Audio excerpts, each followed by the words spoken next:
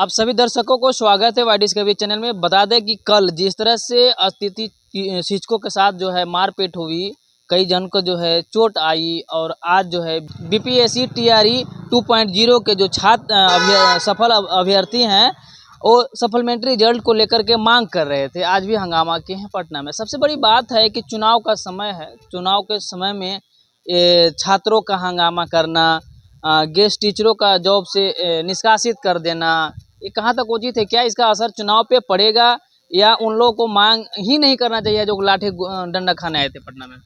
नहीं, कोई भी जो शिक्षक हैं जो लगे हुए हैं कि बहुत दिन से वो कार्य कर रहे हैं, बहुत दिन से वो पढ़ा रहे थे, कई साल से 5-6 साल हो रहे हैं और उनकी एक बैग उनकी जॉब चली जाए तो निश्चित है कि वो आंदोलन करेंगे। वो चाहेंगे, उनसे उनकी जीविका चल रही थी और वे जीविका, वो अच्छे शिक्षक थे जो लाए गए थे ना, वो काफ़ी अच्छे शिक्षक थे। इनका एक समावेश करना चाहिए था।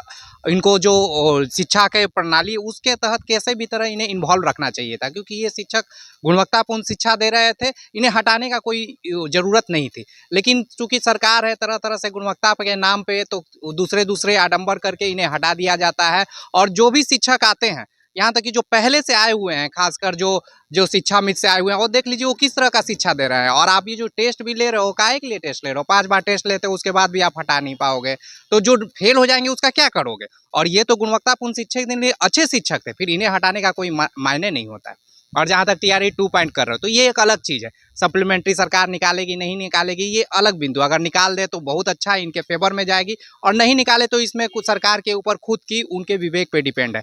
लेकिन जहाँ तक इन शिक्षकों का बात है, निश्चित उनको शामिल करना चाहिए था और उन्हें रेगुलर कर देना चाहिए था। रेगुलर ना भी करे तो इनको आगे तक इनको सम्मिलित करना चाहिए था शिक्षा में। बीपीएससी टीआरई 2.0 का जो छात्र हैं 14,000 हैं लोग, ठीक है।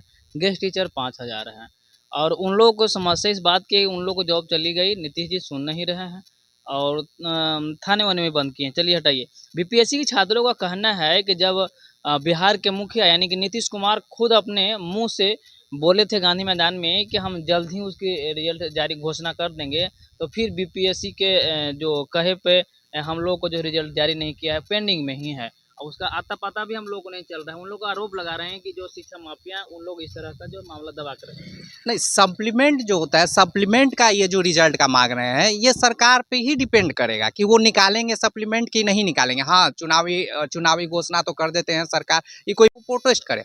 और ये पहले से शिक्षा से नहीं जुड़े हुए, लेकिन सप्लीमेंट निकाल दे तो इनके लिए अच्छा है, कोई बड़ी बात नहीं है सरकार के लिए। और अभी की स्थिति में तो बिल्कुल उनको निकाल देना चाहिए था, तो इसलिए सप्लीमेंट करना चाहिए और सबों को जितना भी मौका हो उनको दे देना चाहिए था। और आगे जितना सीट बचता है उस सीट पे आगे का उनको वैकेंसी निकालना चाहिए। प्रोटेस्ट करते रहने से बहुत ठंडा गठबंधन की सरकार थी तब पर भी प्रोटेस्ट कर रहे थे। एनडीए की सरकार बनी फिर भी प्रोटेस्ट कर रहे हैं। अब लोकसभा के चुनाव है, क्या इसका असर दिख सकता है क्या पार्टियों पे?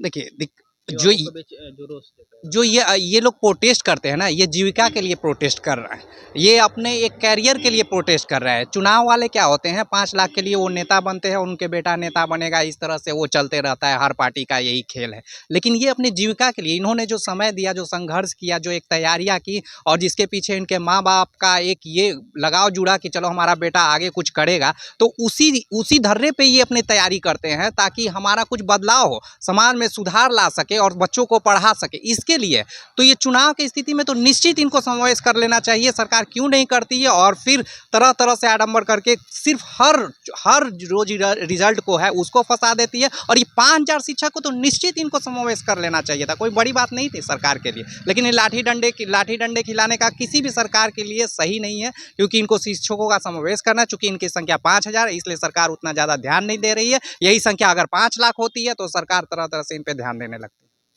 तो इस तरह से सरकार से इन जो सरकार में बैठे हैं आला अधिकारी हुए हैं, तो कभी भी लाइव आकर के या उनसे खूब मतलब संवाद करके इस समस्या को समाधान निकाले दे। हो सकता है कि जो भी कन्फ्यूजन होगा छात्रों का या टीचरों का, तो समस्या हल निकल जाता था।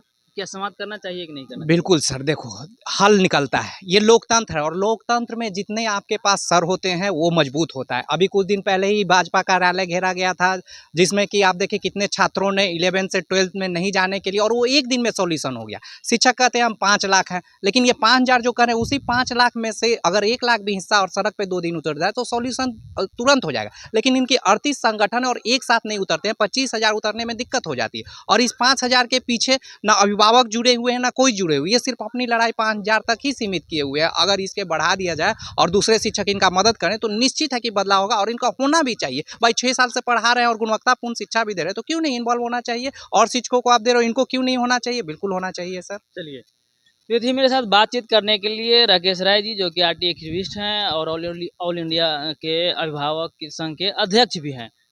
बता दें कि इनका कहना है कि अगर आप प्रोटेस्ट कर रहे हैं तो आप शक्ति दिखाइए, शक्ति दिखाइएगा, सरकार ज़रूर सुनेगी। आप अलग-अलग संगठन में बंध जाते हैं, इसीलिए आपका जो है मांग पर जो है इतर-बितर हो जाता है। बहरहाल खबर पर इतना ही।